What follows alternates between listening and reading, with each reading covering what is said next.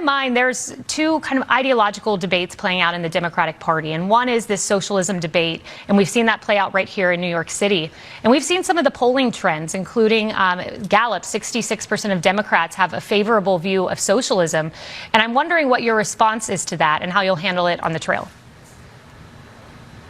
Yeah, I think it's one of those things that's kind of just become a label and sometimes name calling, where the really important thing is to figure out what candidates actually stand for. What I'm finding is that even though we're a big tent and different Democrats sometimes have different answers, we're asking the same question, and I think it's the right question, which is, how do we make life more affordable in this country? You know, this president took office promising that he was going to make life more affordable on day one. He said grocery prices would go down. They've gone up. Energy prices are up while he's killing utility projects that would create more energy generation.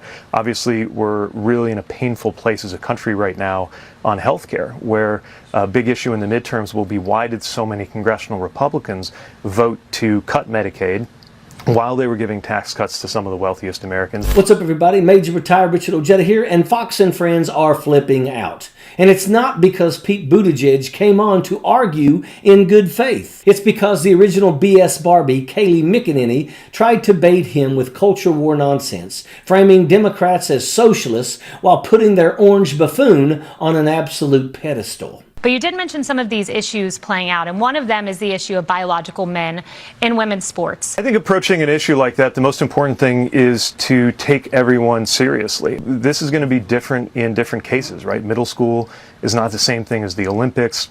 Chess is not the same thing as weightlifting, which is why I think these are decisions that are best not made by politicians. But I also have to tell you, I would be surprised if this is a top 3 or even a top 10 voter issue in the midterms this year. I know that millions and millions of dollars came from Republican campaigns to put this issue front and center. They might feel that temptation again, even though I think that effort largely fell flat when they tried to change the subject to this from affordability in the elections in late 2025. But to me, at a time when, again, you got energy bills through the roof, the president has failed to do the things he specifically promised to do, like cut healthcare prices or premiums or cut grocery prices, and at a time when we have these shocking events in Minnesota. Leave it to Pete. He didn't take the bait. He flipped the script and handed them their ass on a silver platter.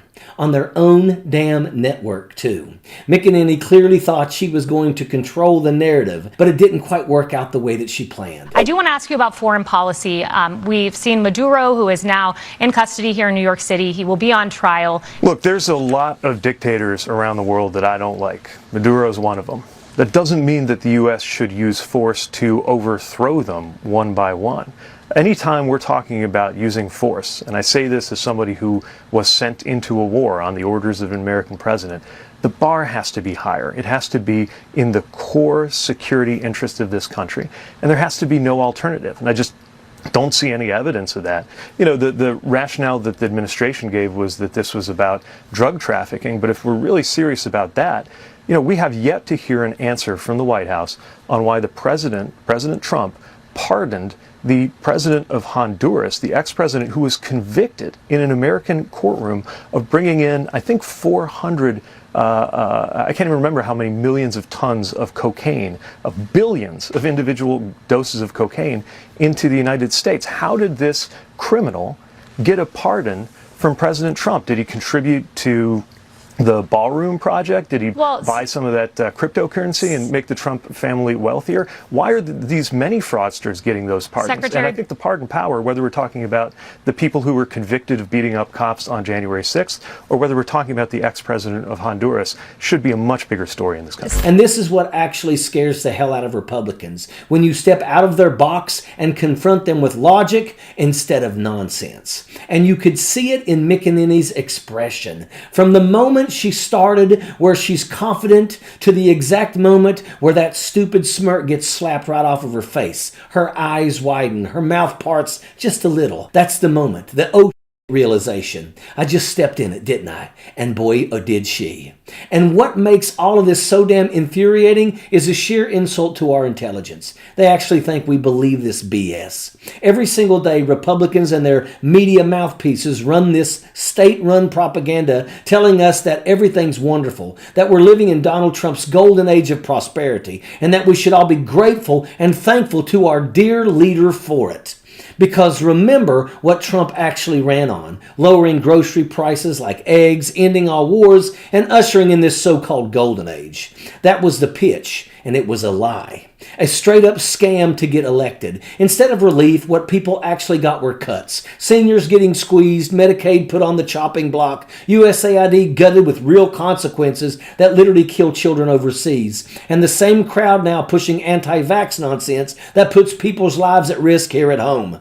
And the cruel joke is who they're selling this to. People barely scraping by, people drowning in bills, people living in deep red states on welfare, waving Trump flags in their trailer parks and sending their last dollars to a billionaire who sits on a golden toilet and wouldn't piss on them if they were on fire.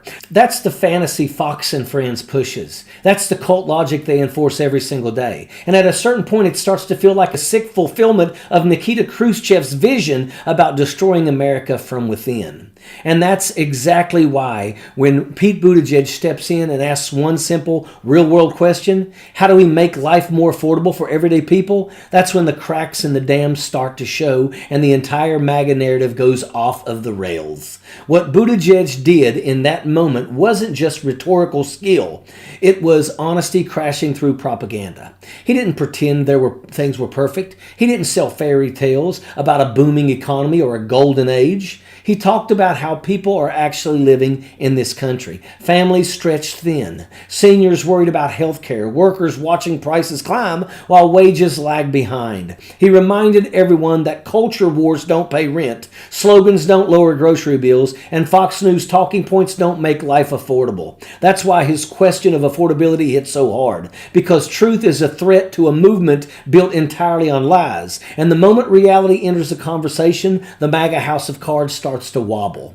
The absolute hardest part of the political climate we're living in right now is realizing just how many people around us aren't merely confused or misinformed. They're outright cruel and evil, not just regurgitating conspiracy theories about aliens and fluoride, but blatantly out here, especially on social media, enjoying and relishing the suffering of other human beings. They cheer it, they meme it, they celebrate it. They laugh when seniors lose health care, when immigrants are dehumanized, when children die overseas, when people can't afford groceries or medicine, when American citizens are gunned down in our own streets. And that cruelty, that dark underbelly of humanity isn't accidental. It's been cultivated, rewarded, and normalized by this entire MAGA ecosystem. Turns out MAGA was the problem all along. They were the groomers, the deep state, the cabal of Pizzagate predators that Republicans used to bait to enrage the cult members. But now they're stuck with the reality that they elected one of those shitbags president.